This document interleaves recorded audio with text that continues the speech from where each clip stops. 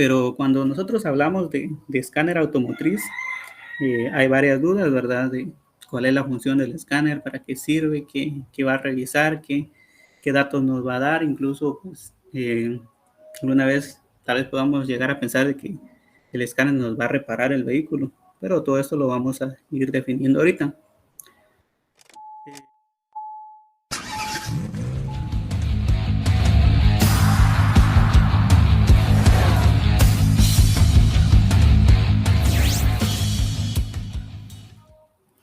Buen día, el día de hoy vamos a empezar con lo que son algunas herramientas de diagnóstico automotriz. Sin embargo, esta vez nos vamos a enfocar a lo que son herramientas para el diagnóstico en el sistema eléctrico y electrónico del automóvil. Hay varios que ustedes supongo que alguna vez ya lo han escuchado. Sin embargo, ahorita vamos a ver las definiciones de cada uno y un poquito más adelante vamos a empezar a trabajar directamente con ellos. Posiblemente la próxima semana vamos a trabajar con un lector de códigos. Todo va a depender cómo esté la situación. Pero vamos a empezar, ¿verdad? En primer lugar vamos a ver lo que es el escáner automotriz. El escáner automotriz pues, es una herramienta de diagnóstico automotriz, como les había comentado, que le permite al usuario interactuar con los diferentes procesadores o computadoras que tiene el vehículo. Esta pues, es una herramienta fundamental para el diagnóstico de fallas en los motores.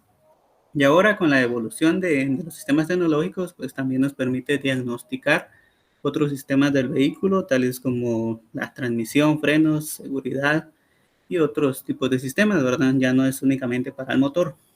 También nos permite tener una interacción a través de una interfaz. Y, recordemos que esta tiene su pantallita, ¿verdad? Y todo, donde nos facilita el trabajo para poder diagnosticar posibles fallas en el motor, obteniendo información importante de este, como códigos de falla, lectura de tensiones y corrientes, lectura del funcionamiento de los sensores, de los actuadores. Nosotros ya vimos también que son estos, entre otros datos que le permitan al operario interpretar y corregir fallas en el sistema. De hecho, una vez se realice la operación mecánica, si se hace necesaria, ¿verdad? Deberíamos programar nuevamente el escáner.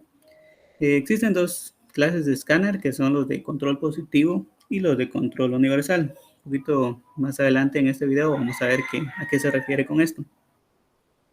Pero recordemos cómo empezó todo esto. Inicialmente los escáneres traían conectores diferentes, ¿verdad? Y cada marca tenía un puerto diferente para tener acceso a su computador.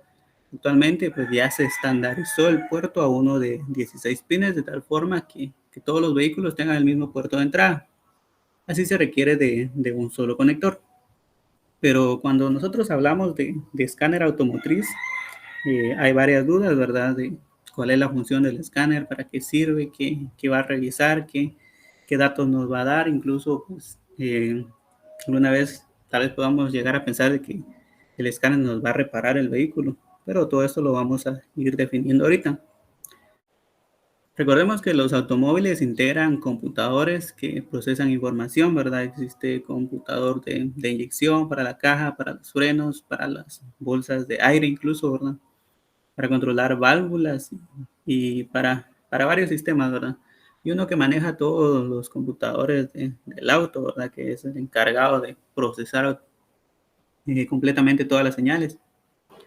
Y la automatización de varios procesos pues integran unidades centrales, y el escáner es el medio de comunicación, y existe un protocolo de comunicación que es a través de códigos. Es así como el escáner se va a comunicar con nuestros centros de control que tenemos en el vehículo. Y a esto pues se le llama OBD2 o el Onboard Diagnostic. Y se creó para controlar las emisiones de gases. Recordemos que en la investigación nosotros vimos esto, ¿verdad? ¿Qué era el Onboard Diagnostic? ¿Por qué se creó? ¿Y en qué fecha se empezó a utilizar? Ya no voy a adentrarme mucho en eso. Sin embargo, en el próximo video vamos a ver cómo leer códigos, ¿verdad? Cómo interpretarlos. El escáner ha tenido evoluciones. Inicialmente, pues, como les comentaba, cada marca tenía su propio tipo de puerto de interfaz de comunicación, al igual que sus propios códigos. Esto hacía pues un poquito más complicado diagnosticar las diferentes marcas. Se requería un conector para cada marca, o incluso algunas veces un escáner para cada marca, ¿verdad? Posteriormente, con la salida del OBD2, se estandarizó un puerto universal de 16 pines, como se los había mencionado, y se estableció una tabla universal de códigos. Con el tiempo y los avances ya no es un elemento que solo permite diagnosticar el motor, ¿verdad? Sino que ahora pues, también nos permite verificar sus emisiones. Incluso también hace posible diagnosticar elementos de seguridad y de la carrocería del automóvil con diferentes sensores y actuadores, y es ahí donde volvió a ser específico de la marca.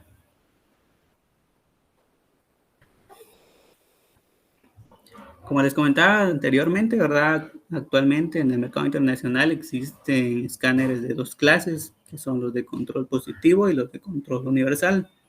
Los de control positivo no son más que los escáneres que específicamente son para una marca. Por ejemplo, la Toyota tiene un tipo de escáner, la Chevrolet, también la Renault, la Nissan, y así, ¿verdad? Cada marca pues, puede tener un propio escáner y a ese es el que nosotros le vamos a llamar un escáner de control positivo. Y también tenemos lo que son los escáneres de control universal, y esos no son más que los que tienen varias marcas, ¿verdad? Y ahí sí que ya no son específicos para un vehículo, sino pueden diagnosticarnos varios tipos de vehículos, ¿verdad? También debemos recordar que dependiendo de la tecnología del escáner, eh, se pueden obtener códigos, incluso gráficas, parámetros, tensiones, corrientes y señales del auto. Las señales que recibe el escáner son eléctricas. Recordemos que ya hablamos de los tipos de señales también, ¿verdad? Hablamos de las analógicas y de las digitales. También señales informativas, es decir, que se puede programar el radio, ¿verdad? Incluso codificar una llave. En el caso de que la llave sea codificable, podemos hacer calibraciones, resetear parámetros, algunos datos congelados, borrar códigos y redes multiplexadas y otras cosas, ¿verdad? Todo va a depender de qué tan avanzado sea nuestro escáner, pero recordemos que también de esto depende su costo, ¿verdad? Es decir, su precio monetario. Hay algunos factores que pueden forzar a escanear el vehículo sin que se presente algún testigo encendido. Entre ellos tenemos lo que es la desconexión de la batería, ¿verdad? Cuando nosotros desconectamos la batería, recordemos que se reinicia la computadora normalmente. Tenemos también el testigo de mantenimiento, la sustitución de la batería o de un radio codificado.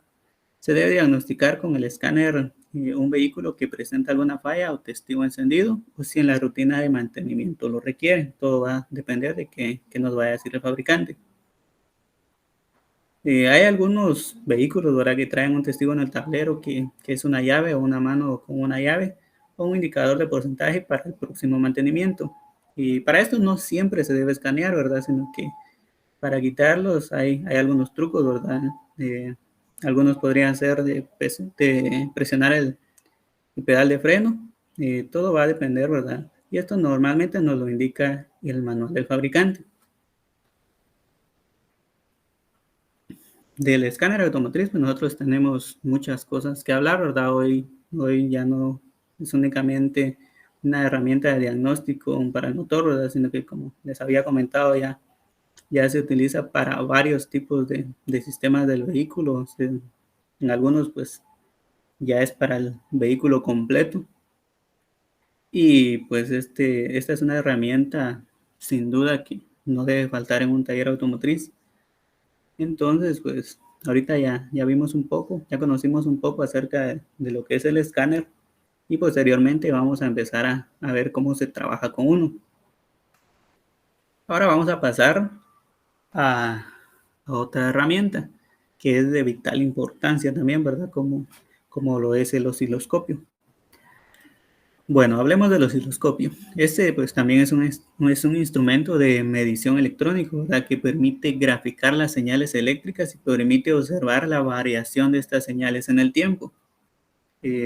Esto pues presenta los valores de las señales eléctricas en forma de coordenadas en una pantalla, en la que normalmente nuestro eje X es nuestro eje horizontal, ¿verdad? El eje X es el eje horizontal que nos va a representar los tiempos.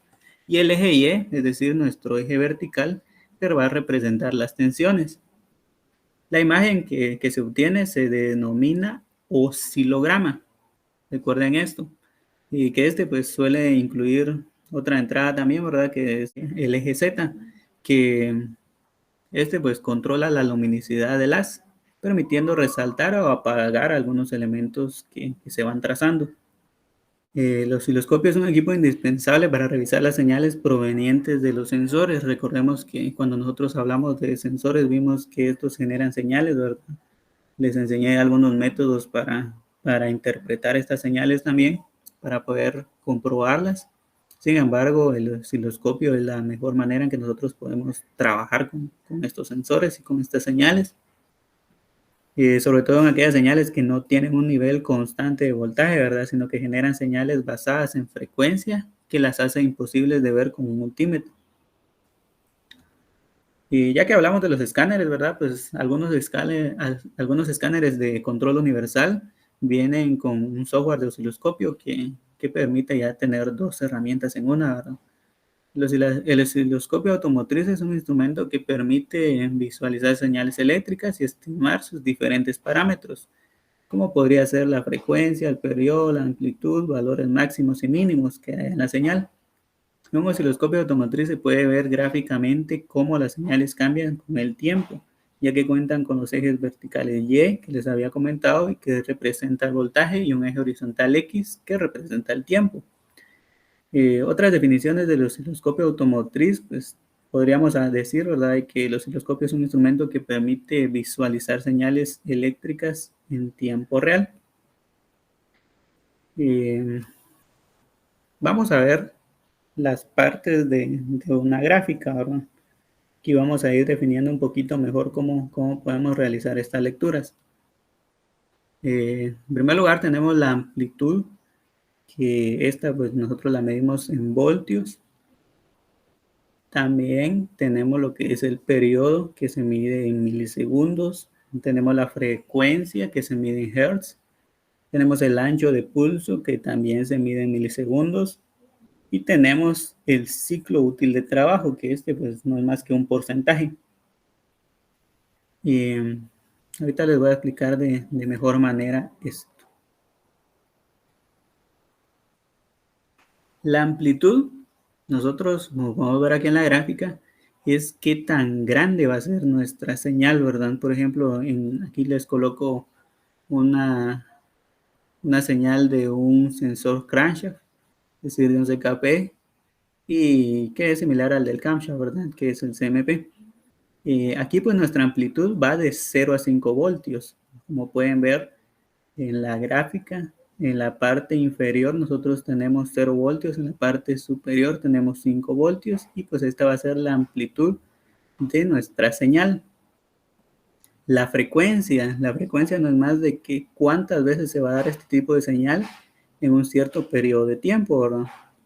Aquí, como nos indica en la imagen, que la amplitud se mantiene constante, pero la frecuencia incrementa cuando incrementan las revoluciones por minuto del motor.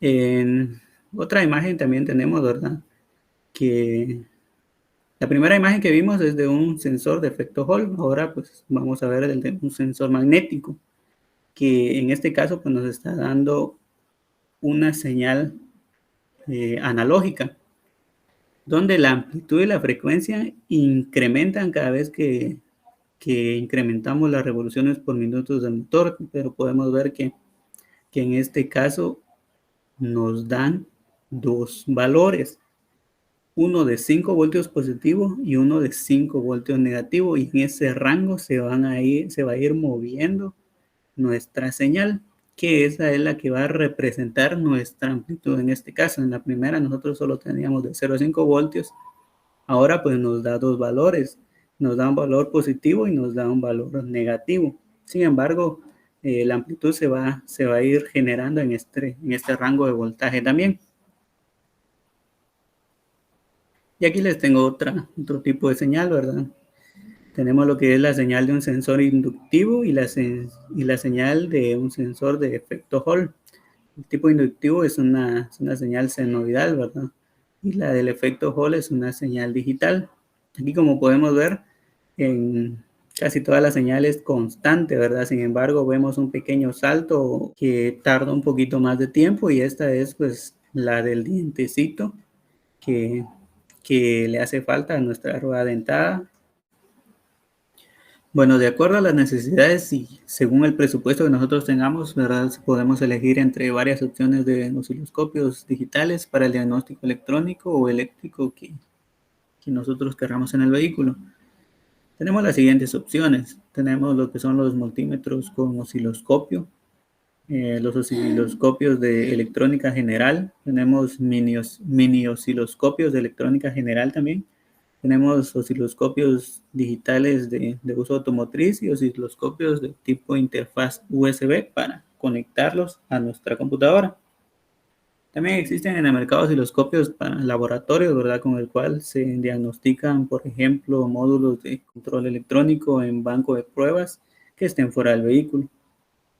Ahora vamos a hablar de algunas características y especificaciones de un osciloscopio. Y en primer lugar tenemos los canales, que estos pues indican el número de entradas simultáneas que puede tener el osciloscopio. Estos están entre 2 o 4 canales. Tenemos el ancho de banda, que este especifica el rango de frecuencia en la que el osciloscopio puede medir con precisión una señal, que normalmente está entre 60 a 80 MHz.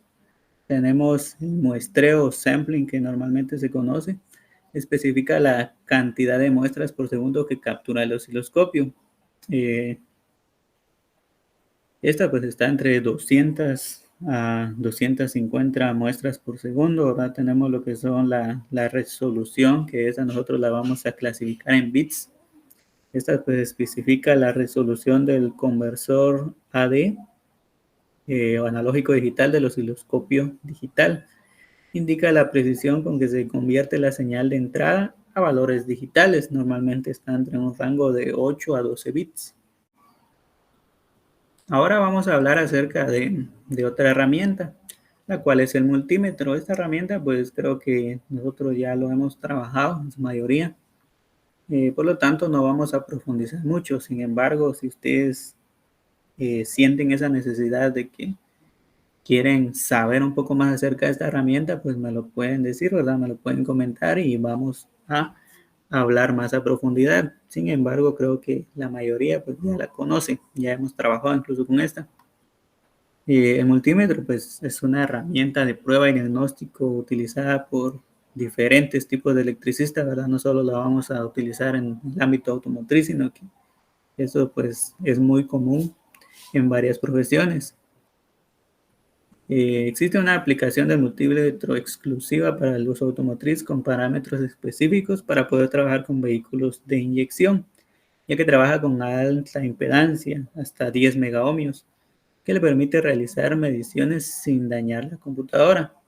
También traen parámetros exclusivos para diagnosticar el ángulo, porcentajes de duración del ciclo de trabajo, para diagnosticar TPS, MAF, todo lo que ya vimos anteriormente, ¿verdad? Incluso hay unos que traen sus probadores de diodos y medir temperaturas. Y es una herramienta de fácil acceso, es decir, que no es tan costosa, ¿verdad? Nosotros un multímetro que nos saque los trabajos, por así decirlo, lo vamos a encontrar a un precio accesible. Pero, sin embargo, es demasiado útil para el taller automotriz, ¿verdad? Es una herramienta indispensable y que nosotros debemos conocer. Por eso les comento si alguno considera que debemos profundizar más en este tipo de herramienta, pues que me lo comente y lo vamos a hacer. Ahora pues tenemos lo que son los compresímetros. Esta también es otra herramienta, ¿verdad? Para medir la relación de compresión que tiene nuestro motor. Que este pues no es más que el volumen contenido en el cilindro, ¿verdad? Cuando el pistón se encuentra en el punto muerto inferior y el volumen cuando se encuentra en el punto muerto superior. Es la relación entre estos dos datos. El valor de esta relación condiciona el rendimiento del motor. Recordemos que a una mayor relación de compresión, nuestro motor se va a desempeñar de una mejor manera, va a tener una mayor potencia. Sin embargo, nosotros debemos de tener un equilibrio también, ¿verdad? Porque si estamos trabajando, por ejemplo, con un motor a gasolina, tenemos una relación de compresión muy alta, pues ya nos va a empezar a dar fallas. Ya no va a ser un beneficio, sino que va a ser algo en contra de nuestro motor. Recordemos que debemos considerar el tipo de combustible que estemos utilizando. Que, por ejemplo, en un motor a gasolina, la gasolina, pues, por el octanaje que tiene, nos puede llegar a provocar hasta un autoencendido y es algo que nosotros no queremos dentro de ese motor. Y debido a eso es de que nosotros podemos utilizar este dispositivo, ya que también si tenemos una relación de compresión muy baja, nos puede empezar a fallar el motor, ¿verdad? Y para eso, pues nosotros tenemos esta herramienta. Recordemos que un motor con una baja relación de compresión también nos puede eh, dar una potencia muy baja, ¿verdad? Es decir, el desempeño del motor va a ser muy pobre, por lo tanto no vamos a sentir que tenga esa fuerza. Y para medir la compresión dentro de un cilindro es fundamental cuando se presentan síntomas de pérdida de potencia, ¿verdad? Como les decía, esta comprobación se debe realizar, pues aquí se los voy a mostrar en 5 pasos. En primer lugar, debemos quitar la bujía del primer cilindro. Nuestro primer cilindro, recordemos que normalmente va a ser el que va al frente del motor, es decir, el que está cerca de, de la polea, ¿verdad? Ya sea de nuestros cigüeñales o nuestro eje de levas o la rueda dentada, dependiendo qué sistema de distribución estemos trabajando. Luego de eso debemos introducir el compensímetro igual a cómo se instala la bujía, es decir, enroscadito, ¿verdad? Y luego se da inicio al motor para comprobar el resultado obtenido con las especificaciones del motor. Recordemos que por eso es importante tener siempre los manuales de nuestro vehículo, porque según las especificaciones del motor, así debemos compararla con la lectura que vamos a obtener. Si están iguales o cercanas, pues es decir que tiene buena compresión, ¿verdad? Si los valores que nosotros obtuvimos los comparamos con el valor que nos está indicando el fabricante y estos son muy diferentes, quiere decir de que hay algún problema. Y esa operación, pues nosotros la debemos repetir en cada uno de los cilindros. Y por último, esta operación se debe realizar en todos los cilindros para diagnosticar ya sea válvulas quemadas, cilindros y pistones rayados, válvulas o anillos rotos y también fugas por empaque de culata y algunos otras fallas que nos puede dar el vehículo. Por último, vamos a hablar acerca del banco de prueba de inyectores.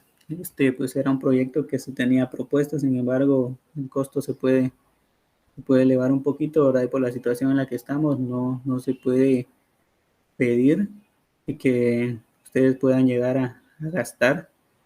Bueno, no gastar, sino que invertir en esto, ¿verdad? Sin embargo, la situación es comprensible, así que vamos a posponerlo. Tal vez en estas semanas vamos a ver algún método donde nosotros no podamos invertir tanto dinero en este tipo de bancos.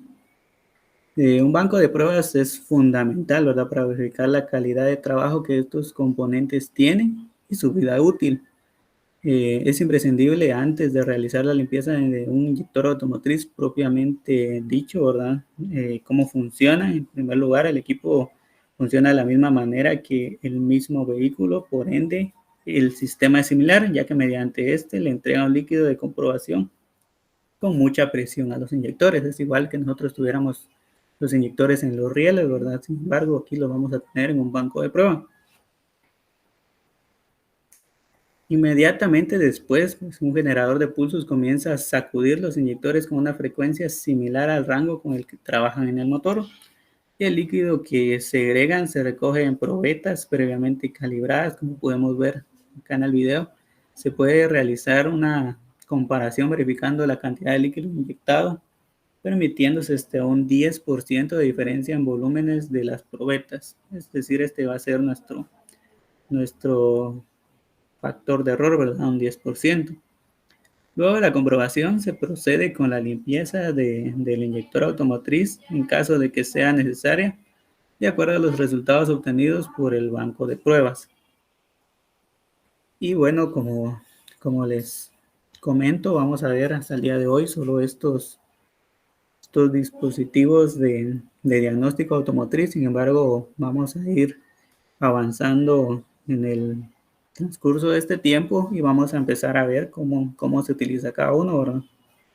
El día de hoy fue únicamente una introducción y para que ustedes conozcan de qué se trata cada una de estas herramientas y la importancia que pueden tener en el vehículo. Toda esta información pues va a ser de vital importancia para que ustedes entiendan cómo puede usar también este tipo de herramientas.